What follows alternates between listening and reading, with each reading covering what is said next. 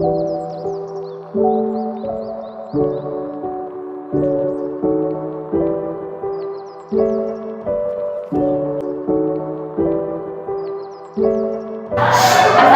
warahmatullahi wabarakatuh. Kami dari kelompok 2 akan mempresentasikan tentang perlawanan terhadap persekutuan kata.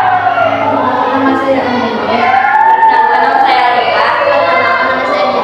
Perkenalkan nama saya Dika. Perkenalkan nama saya Rajwa. Perkenalkan nama saya Rida. Saya akan mempresentasikan pengusiran Portugis. Pada tahun 1529 terjadi perang antara Tidore. Penyebab utamanya adalah Portugis menghalalkan perdagangan marah dengan Tidore.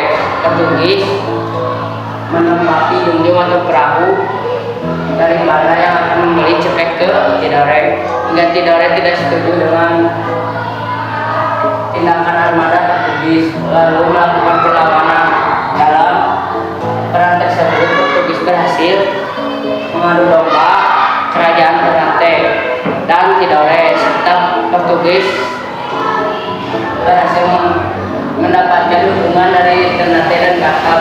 Akhirnya Portugis mendapatkan kemenangan. Pada tahun 1570 Portugis menawarkan perundingan kepada Sultan Harun.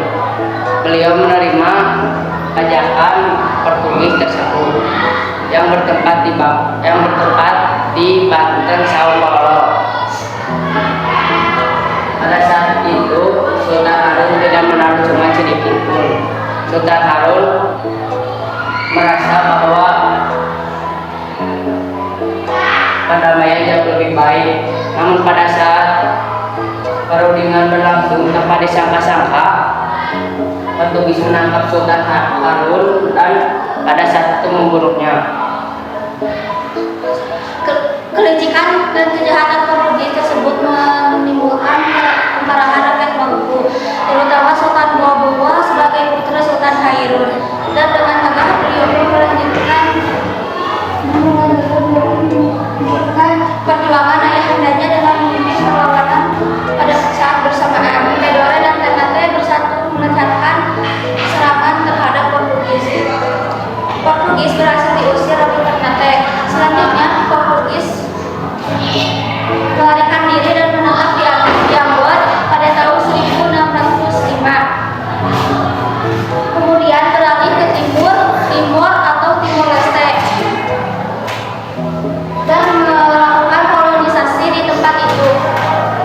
Perlawanan Aceh. Selain itu rakyat dan Tidore, perlawanan masyarakat Indonesia terhadap Portugis juga dilakukan oleh rakyat Aceh di Pulau Sumatera, yaitu pada masa pemerintahan Sultan Iskandar Muda pada tahun 1627 sampai 1639. Pada tahun 1629, Aceh mencoba melawan Portugis, tetapi perlawanan yang dilakukan oleh Aceh ini belum mendapat kemenangan. Meski demikian, Aceh masih tetap sebagai kerajaan yang merdeka. Selanjutnya, ketangguhan yang jaga dari Sultan Hasanuddin adalah raja Goa dari Makassar, Sulawesi Selatan. Sultan Hasanuddin sangat diketahui oleh Belanda karena ketangguhannya melawan Belanda sehingga disebut sebagai ayam jantan di Timor. Pada tahun 1166, suatu ketika kerajaan Goa, Sultan Hasanuddin dan kerajaan Bone Arupalaka tersebut dibakar. Hal ini dimanfaatkan VOC dengan mengadu domba kedua kerajaan tersebut. VOC memberikan dukungan sehingga kerajaan Bone menang saat perang dengan kerajaan Goa. Pada tanggal 18 November 1667, Sultan Hasanuddin dipaksa menandatangani perjanjian Bombaya. Isi dan perjanjian Bombaya sebagai berikut: 1. Belanda memperoleh monopoli daging rempah-rempah di Makassar. 2. Belanda memberikan benteng pertahanan di Makassar.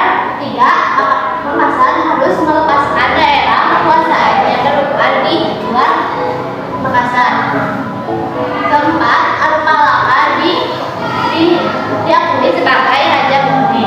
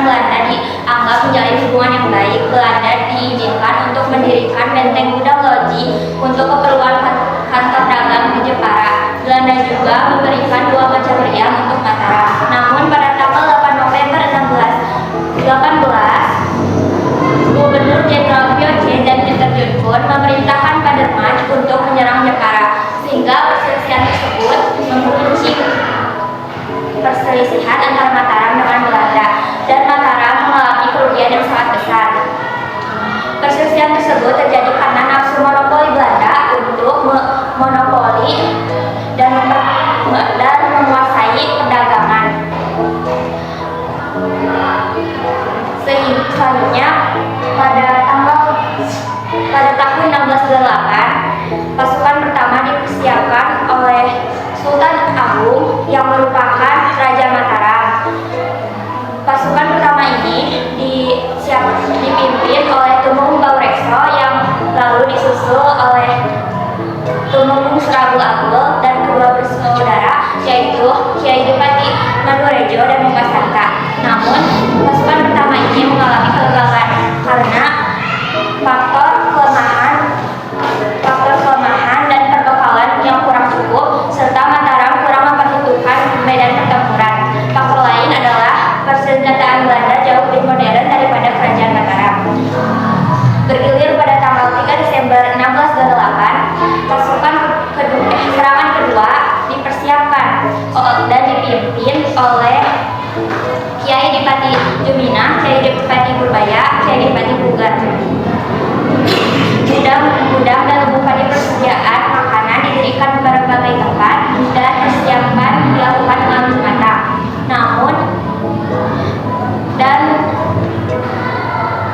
Perserangan pun dimulai pada tanggal 1 Agustus dan berakhir pada 1 Oktober 1629. Serangan kedua ini pun sama gagal karena pangkal kelemahan yang sama pada serangan pertama. Dan gudang-gudang lumbung padi persediaan banyak dihancurkan oleh Belanda, sehingga semakin memperlemah kekuatan kerajaan Mataram untuk berhasil melawan kedudukan POC. Perlawanan terhadap persekutuan dagang. Terjadi peristiwa penting dalam sejarah kolonialisme dan imperialisme barat di Indonesia. POC dinyatakan bangkrut hingga dibubarkan keberadaan POC sebagai kongsi dagang yang menjalankan roda pemerintahan di negeri jajahan di Indonesia tidak dapat dilanjutkan lagi. Pada tanggal 31 bulan 12 1799 POC dinyatakan bubar, semua hutang piutang dan segala milik POC diambil alih oleh pemerintahan setelah dibubarkannya POC. Indonesia berada langsung di bawah pemerintahan Belanda. Selanjutnya, jika ada yang mau bertanya, boleh ditanyakan di pesan WhatsApp. Wassalamualaikum warahmatullahi